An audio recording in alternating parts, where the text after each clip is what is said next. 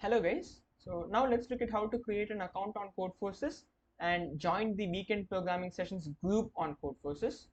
So first, to create an account, we click on the register button on the top right of the website, and you have 4 questions. Handle, so handle is the Codeforces username that you want to give. For example, I am Aditya, I have given my handle to be ADCAB2. You can give some fancy handle or something that you can relate to. For now, I'll just give WPSG0. And you can give an email ID, you can give your Smail ID or personal ID, either one is fine. If you want your Codeforces account to last for long, you can give personal ID, since Smail account might get deactivated after you leave college. So I'm just giving some temporary email ID right now. Just give a temporary password as well.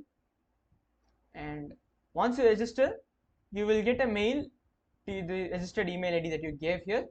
And I'm using temp mail, so I'll get the mail over here. Yes, so there's a Codeforces email confirmation mail, and there will be a confirmation link. Once you open that link, you will get your email successfully confirmed. So this is the account that we have, WPSG0. So this is the home page of your account, and you have your email ID and your username over here. Now, once you've created an account, you can give your Codeforces ID and you fill it in the Google form that you have shared already with you. And once you have done that, what we will do from our side is, we already have created the weekend programming sessions group. We will add you as a member, so we will give your username WPSG0, and we will give you an invitation.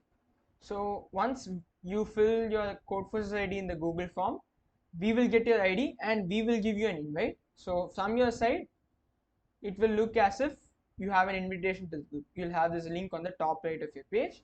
So once you click that link, you can accept it, and once you accept it, you are part of the group.